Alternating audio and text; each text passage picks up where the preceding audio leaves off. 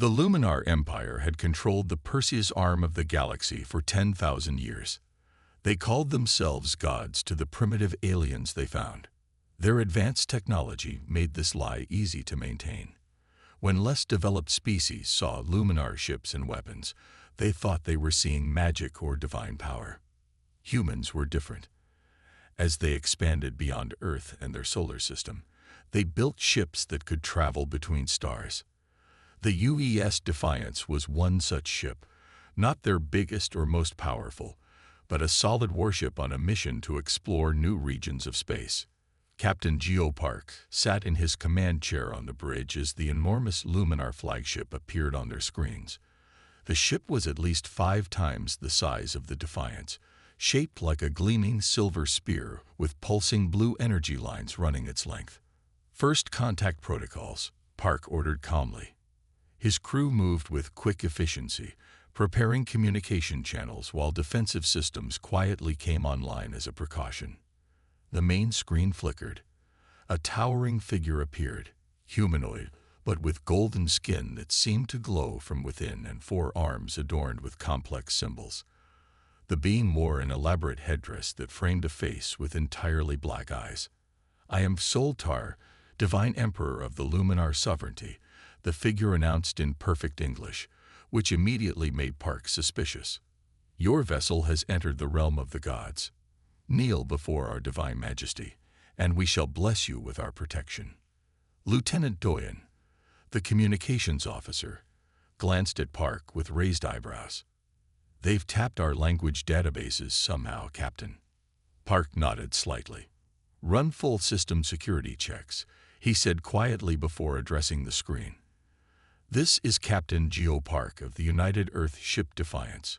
We greet you as equals and potential friends.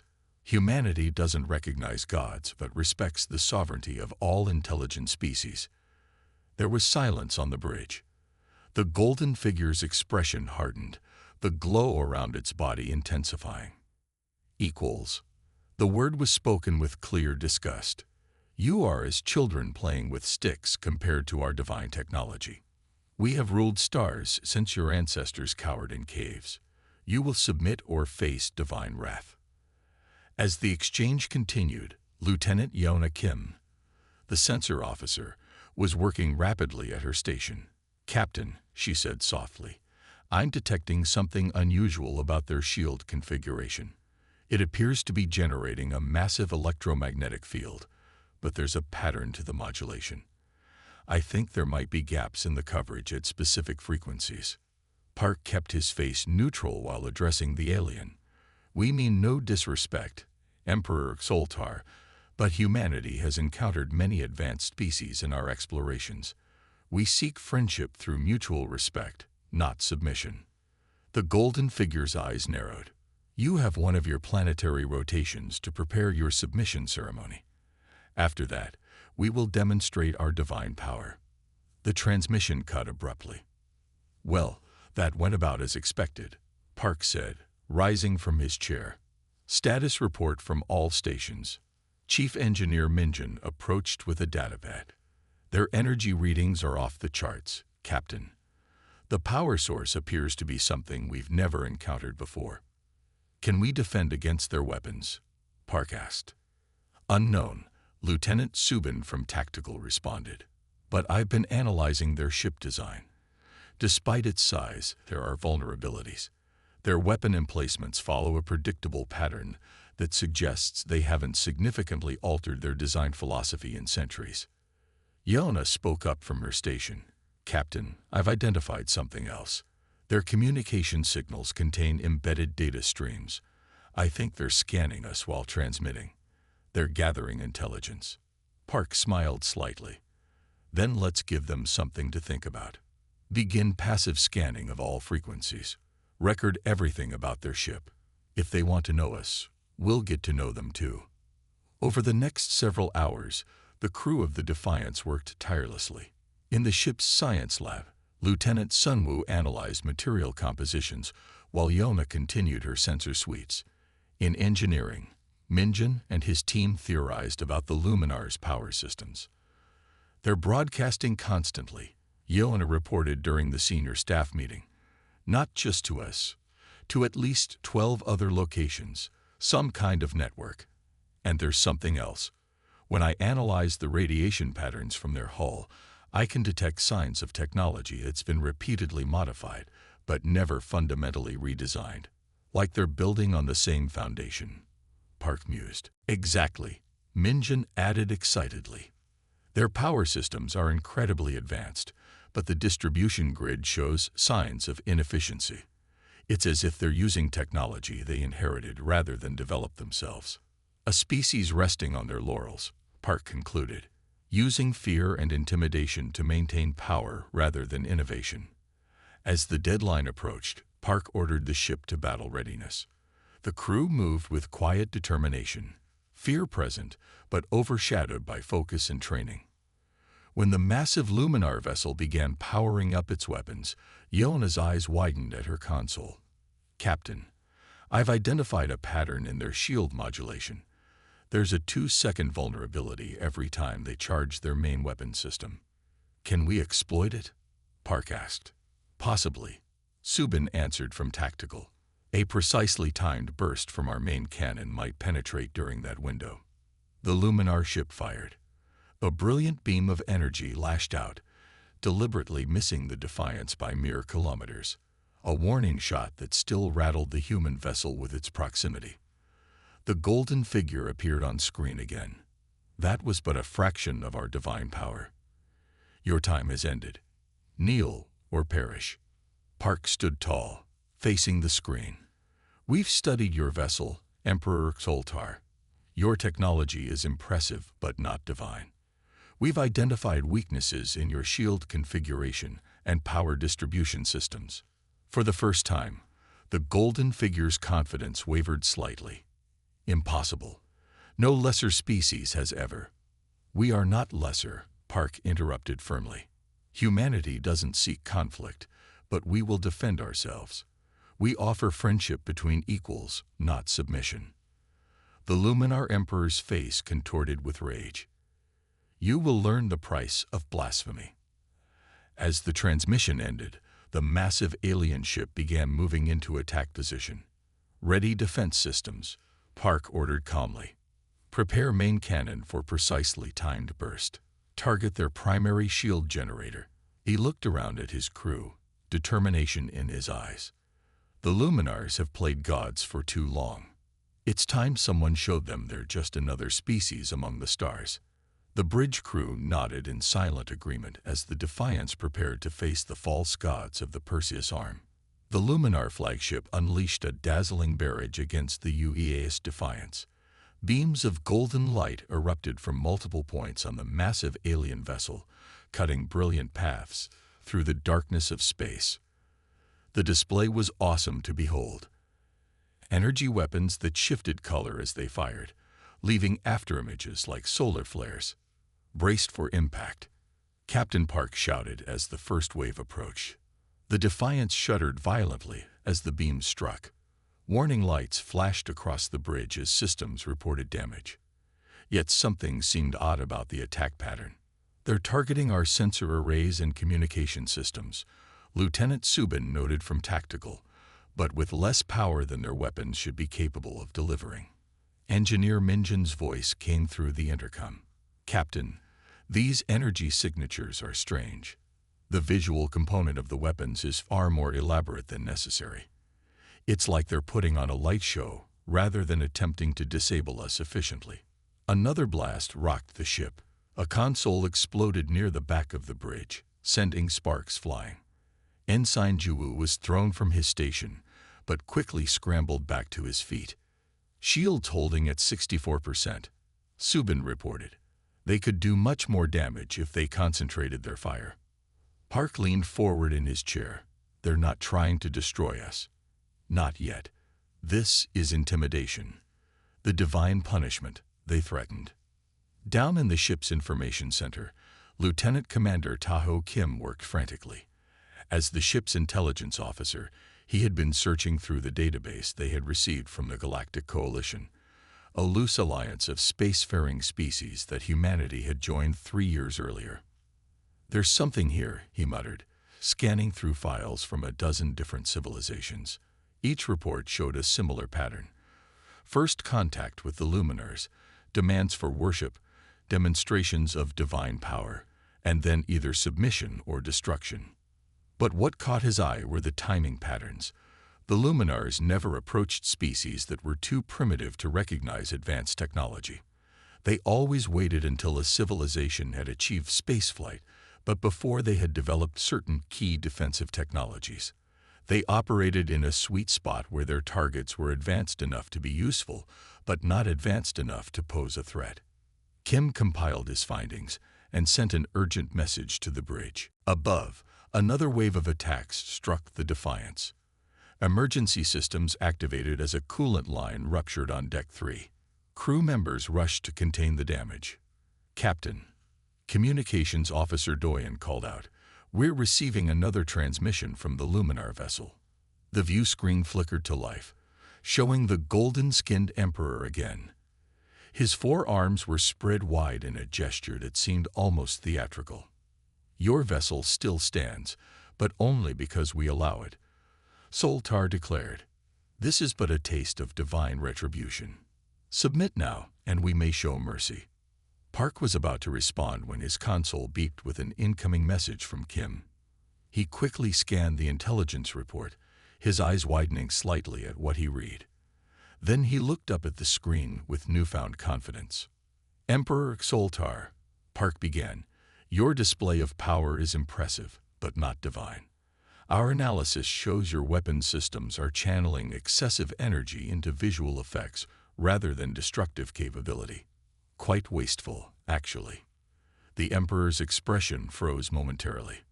Park continued, "We've also examined your attack patterns. Your targeting algorithms follow predictable sequences that appear not to have been updated in approximately 3,000 years. Each blast is precisely choreographed for maximum visual impact rather than tactical effectiveness." "How dare you?" the Emperor began, but Park wasn't finished. "Furthermore, we've accessed records from the Galactic Coalition. The Luminars have targeted 17 developing civilizations in the past millennium, always following the same pattern.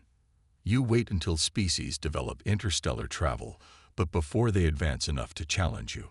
This isn't divinity. It's a carefully calculated strategy of technological bullying." The golden figure seemed to grow larger on the screen, its glow intensifying with rage. "You know nothing.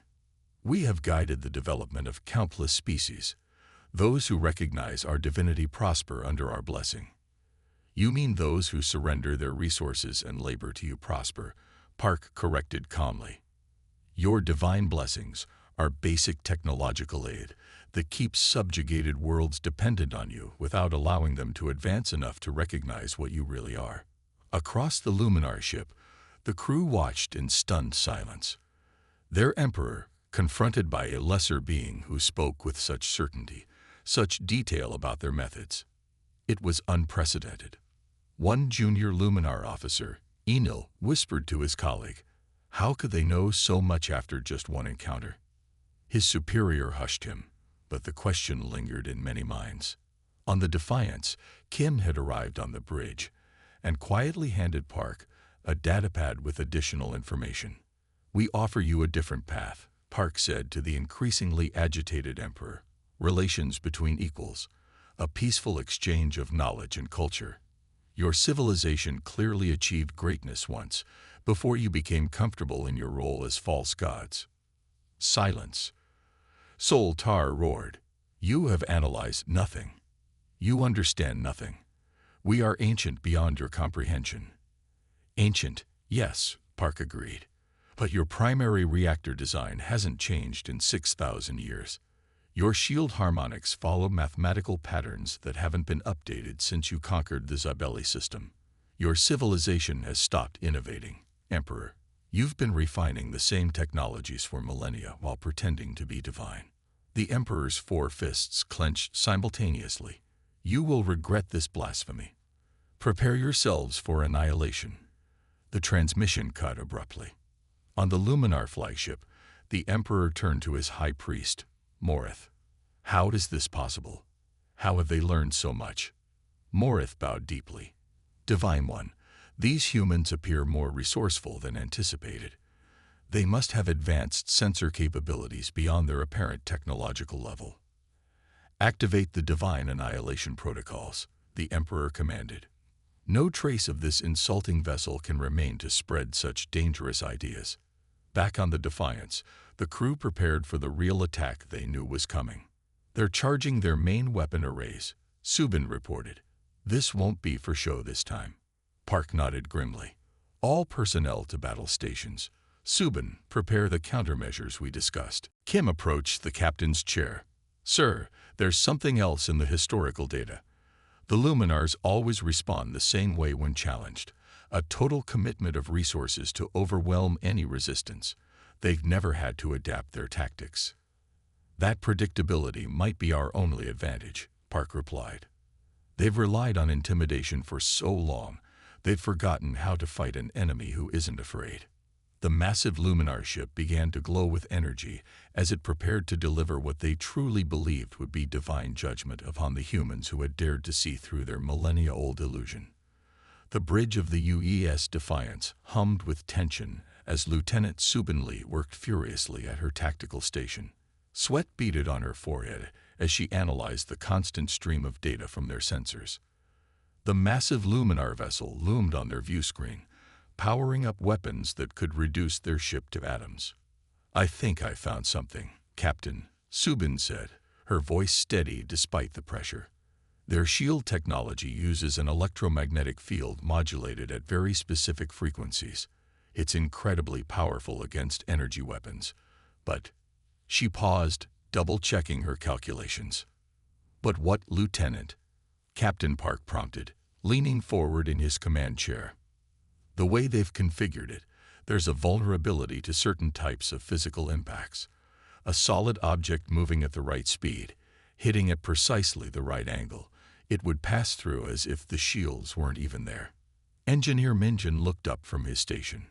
That makes sense. Their technology evolved to defend against energy weapons. They probably haven't faced an opponent using kinetic weapons in thousands of years. Do we have a weapon that can exploit this? Park asked. Subin nodded. Our forward railgun.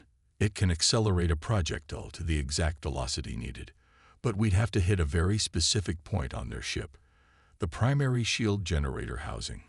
It's a small target, and we'll only get one shot before they realize what we're doing. The Luminar ship fired another warning blast that shook the Defiance. Emergency lights flickered as power temporarily fluctuated. Time is running out, Park said. How certain are you about this, Lieutenant? 93%, Captain, Subin replied without hesitation. Their shield frequency hasn't changed in the slightest since our encounter began. They're not adapting because they don't think they need to. Park took a deep breath. This was the moment that would define not just this encounter, but humanity's place among the stars. If they failed, Earth would likely soon face a Luminar fleet coming to divine judgment. Load the railgun. Calculate firing solution for maximum precision, he ordered. All power to forward shields except what's needed for the railgun. The crew moved with practiced efficiency. In the weapons bay, technicians loaded a specially designed penetrator round into the railgun's chamber. Chief Gunner Jin Young carefully calibrated the weapon's magnetic accelerators to achieve the exact velocity Subin had specified. On the Luminar flagship, Emperor Xoltar watched with growing impatience. Why do they not beg for mercy? He demanded of his high priest. They must see our full divine arsenal is prepared. Morith bowed deeply. Perhaps they hope to die with dignity, Divine One. Some primitive species value such things. Their ship is maintaining position, reported the Luminar weapons officer. Their shields are strengthening, but they've made no attempt to flee or return fire. The Emperor laughed, the sound echoing through the ornate command chamber. They accept their fate. Prepare the final divine judgment. Let it be memorable. The other human vessels will need to understand the price of defiance. Back on the Defiance, Subin finished her calculations. Firing solution complete, Captain. I've identified the exact coordinates of their shield generator housing. At our current distance, we have a 71% chance of hitting the target precisely. Not good enough, Park said firmly. Can we improve those odds? Pilot Seogen spoke up. If we move closer, about 30% closer, the accuracy would improve significantly, but we'd be well within range of their secondary weapons. Park didn't hesitate. Do it. Take us in, full impulse. Subin, be ready to fire the moment you have optimal position. The Defiance surged forward, accelerating toward the massive Luminar flagship. On their view screen, the alien vessel grew larger, its golden hull gleaming with energy as weapons charge. Inside the Luminar ship, alarms sounded. Divine One, the human vessel is approaching rapidly. The sensor officer reported with confusion. They attack us. Soltar seemed genuinely puzzled. With what weapon do they hope to penetrate divine shields? This is madness. They have powered a primitive projectile weapon. The sensor officer reported dismissively. A simple mass driver. The Emperor laughed again. They will hurl rocks at gods. Let them come closer. It will make their destruction all the more absolute. On the Defiance, Subin's hands flew across her console. Optimal firing position reached. Target locked. Accuracy now at 89%. Park nodded grimly. Fire. The railgun discharged with a deep thrum that resonated through the ship's hull. A single projectile, barely visible to the naked eye, accelerated to precisely 11,783 kilometers per second. The exact velocity Subin had calculated would slip through the frequency gap in the Luminar shields. For a moment, nothing happened. The Luminar ship continued to glow with building energy, preparing to unleash its full might. Then a small explosion blossomed on the surface of the massive vessel, precisely where Subin had aimed. It wasn't a spectacular blast, just a small flare of light and debris. But immediately, the golden glow surrounding the Luminar ship flickered and died. The energy building in its weapons dissipated in random bursts of light. Direct hit, Subin reported, disbelief and triumph mingling in her voice. Their main power grid is destabilizing. Shield generators offline. Weapon systems powering down. The bridge crew of the Defiance erupted in cheers, quickly silenced by Park's raised hand. Maintain battle stations. This isn't over. On the Luminar flagship, chaos reigned. Emergency lights cast eerie shadows as the main power failed. Emperor Soltar staggered as his ornate throne platform lost power and settled roughly to the deck. What has happened? He demanded, his voice no longer amplified by technology, suddenly sounding much smaller. Restore divine power immediately. The Luminar engineers worked frantically, but confusion slowed their efforts. None of them had ever seen their systems fail this way. None had ever needed to make actual repairs to technology. They merely maintained but didn't fully understand. Divine One, the chief engineer reported, his voice trembling. The humans somehow targeted our main power distribution node with perfect accuracy. The projectile passed directly through our shields as if they weren't there. Impossible. Soltar shrieked. No lesser race has ever penetrated divine shields. High Priest Moreth stared at the sensor readings, his hands shaking. They analyzed our shield frequency in mere hours. They found a vulnerability our own engineers haven't acknowledged in millennia. Back on the Defiance, Communications Officer Doyen looked up from her console. Captain, we're receiving multiple transmissions from the Luminar vessel. Many different channels. It sounds like confusion. Maybe even panic. Park nodded solemnly. Open a channel to their command center. When the view screen activated, it showed a darkened chamber lit by emergency lighting. The once imposing Emperor stood supported by aides, his golden skin now seeming dull without the power that had made it glow. "This is Captain Park of the UES Defiance," he said calmly. "Your vessel is disabled. Your shields are down. We have weapons locked on your secondary systems. We did not destroy your ship when we could have. Remember that, Emperor. as we discuss what happens next. Zoltar stared at the screen for the first time in thousands of years, feeling what his ancestors had known before they claimed divinity, the humbling weight of vulnerability. Emperor Zoltar stood in the darkened command center of his disabled flagship. For the first time in his 300-year life, he felt fear. The golden glow that usually emanated from his skin had faded to a dull yellow. Around him, his officers worked frantically to restore power, but without success. On the main screen, the human captain's face looked back at him, not with triumph or mockery, but with calm resolve. "Emperor Zoltar," Captain Park said, "we have no desire for further conflict. We are prepared to send engineering teams to assist with your power systems and life support." The Emperor stared in disbelief. "You would help us after attacking our divine vessel?" "We defended ourselves with minimal force," Park replied evenly. "And yes, we offer assistance. This is how equals treat each other." High Priest Morith whispered urgently in the Emperor's ear. "Divine One, this must be a trick. They seek to board our sacred vessel to steal our divine technology." But the Luminar chief engineer interrupted. "Forgive me, Divine One, but our backup systems will fail within 6 hours. The main power core is destabilizing. Without external assistance, we risk complete system failure." Zoltar's 4 hands clenched and unclenched as he considered his limited options. "Very well, Captain Park. We will accept your assistance." The words tasted bitter in his mouth. 2 hours later, Chief Engineer Minjin led a team of 6 human engineers aboard the Luminar flagship. They were escorted by golden-skinned guards whose ceremonial armor couldn't hide their nervous glances. "Remember," Minjin told his team as they entered the massive ship, "we're here to help, not to gather intelligence. But keep your eyes open." The interior of the Luminar vessel was unlike anything the humans had ever seen. Corridors curved in impossible ways, lined with materials that seemed to shift between solid and liquid states. Everything was designed to inspire awe and reinforce the image of divinity.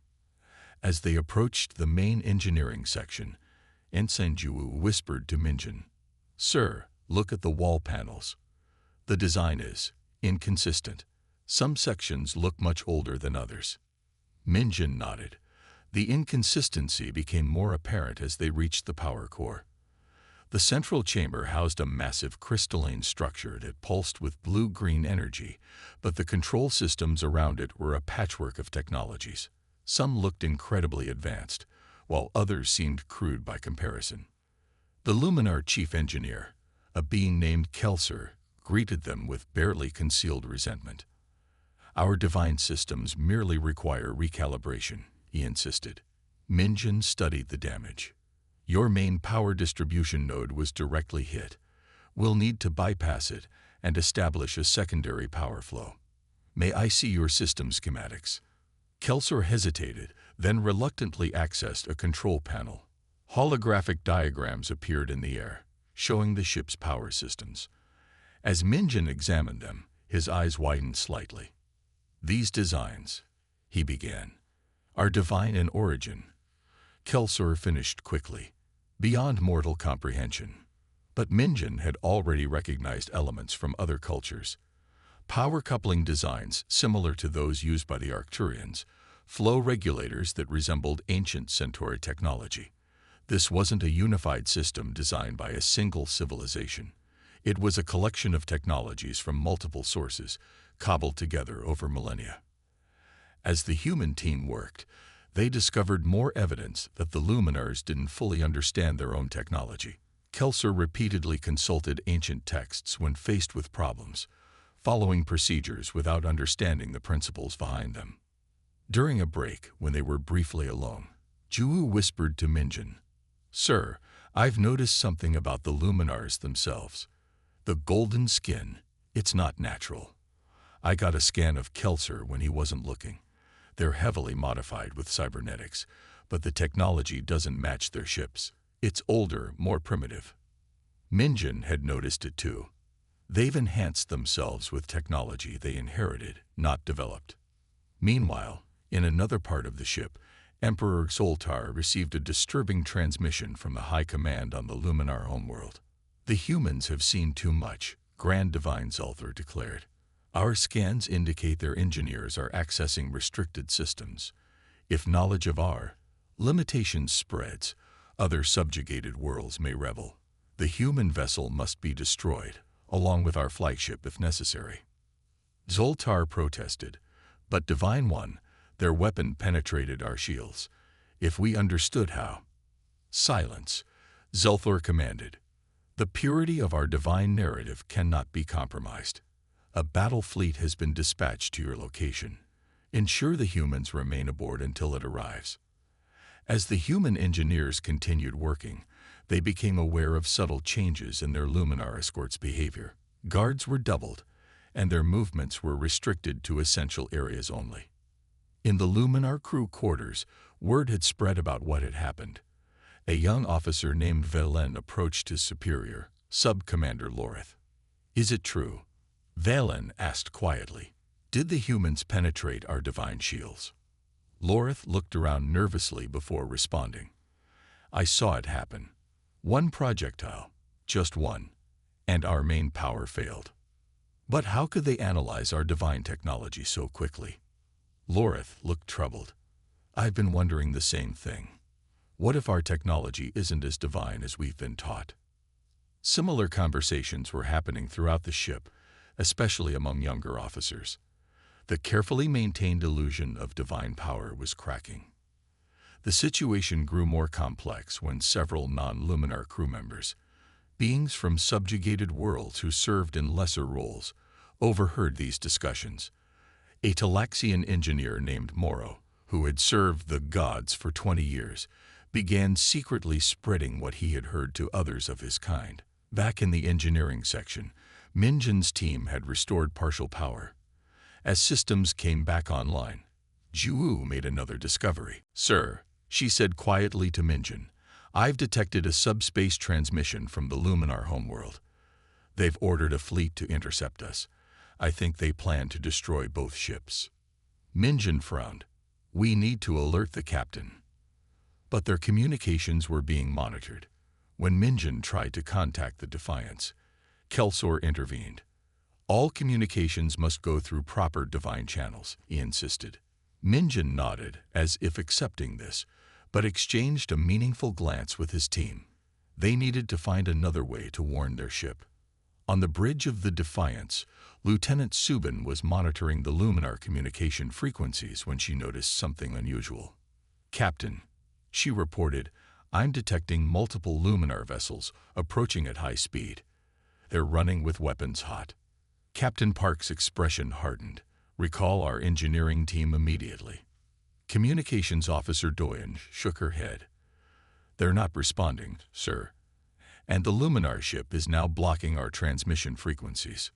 They're trying to trap our people," Park realized. "Prepare for emergency extraction."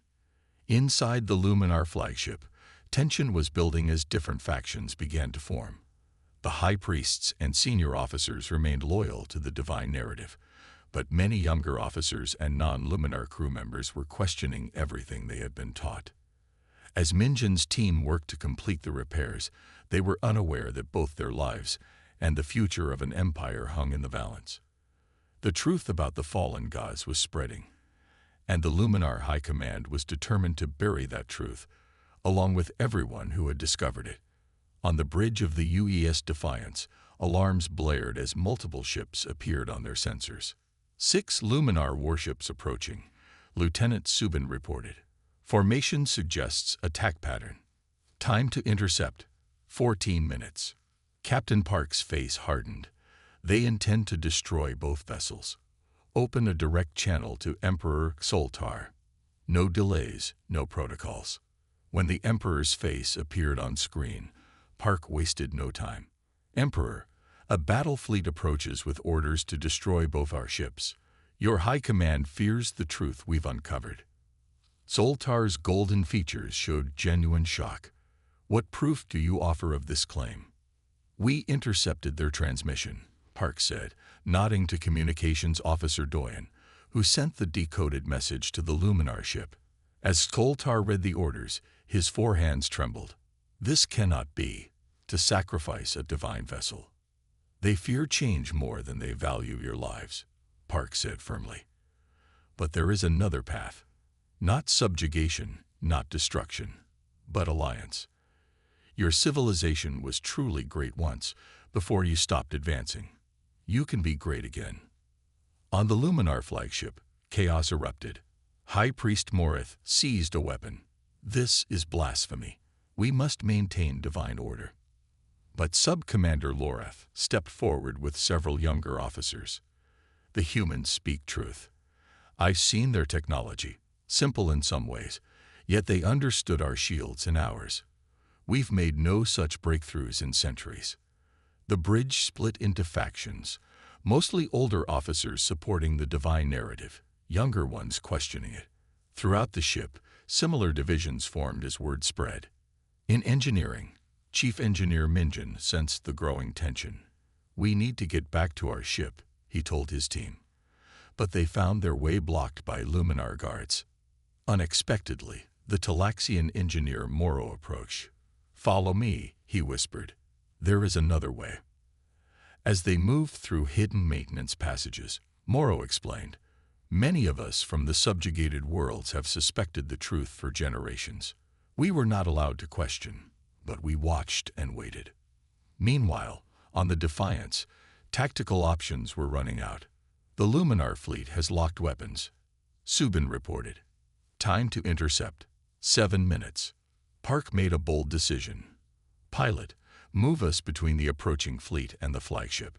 Tactical, target lead ship engines only. We're making a stand. On the Luminar flagship's bridge, the conflict escalated. Morith aimed his weapon at Soltar. You have failed divine duty. The narrative must be preserved at all costs. But before he could fire, Valen, the young officer who had questioned their divinity, tackled him. In the struggle, Morith's weapon discharged, hitting a control panel. Ship-wide communications activated, broadcasting their fight to every deck. Moro smiled. You showed respect without fear. You offered help without demanding worship. If that is what it means to be human, perhaps we all have something to learn from Earth. Park watched as the Luminar flagship, now flying a new banner of alliance rather than divine authority, moved alongside them for the journey to Earth. A ship that had arrived claiming to be gods was leaving as partners. The illusion had been shattered, but something more valuable had taken its place: possibility. The end.